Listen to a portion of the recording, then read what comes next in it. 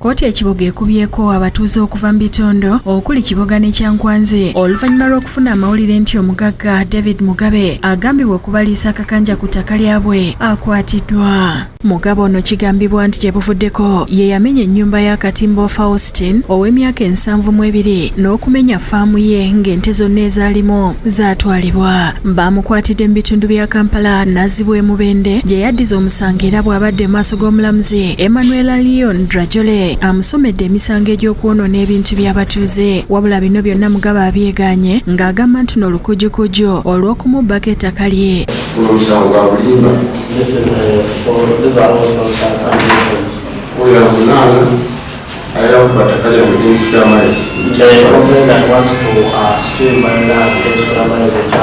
Awanise emikono ne yeegayirira omulamuzi amusonyiwe kubanga alina obuvunaanyizibwa bungi omuli kampuni n'amaka ag'enjawulo g'alabirira okussaako obulwadde bwa sukaali obumubala embiriizi nga yeetaaga obujjanjabi obw'amaanyi. Badde nsaba ekitiibwa omulamuzi obulamu bwabwe si bulungi era kusangira nnyo tebatwala mu ddwaliro wa prison na sukaali. Wabula omuwabi wa gavumenti ategeezezza kooti nti Mugabe aludde ng'anoonyezebwa olw'emisango emingi gye yaza n'asaba omulamuzi abaweeyo obudde bamalirize okunoonyereza ku misango egimuvunaanibwa era nti aleme kuyimbulwa kuba yanditaataaganya okunoonyereza kwe baliko. Also, the file is under review, which might enhance the charges, meaning the investigations are not yet concluded, but in the file being concluded.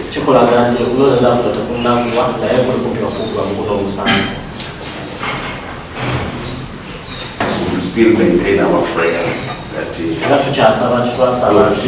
us an adjournment.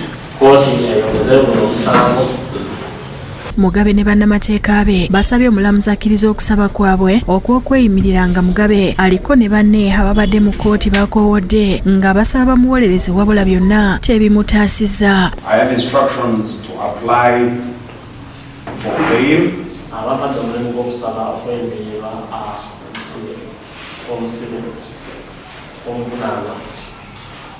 And I also have an application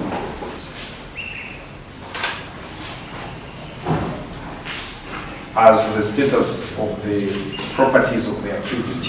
Ono gamumyuse n'atuuka n'okusaba omulamuzi amusibeyo olunaku lumu enkyakomezebwewo mu kooti.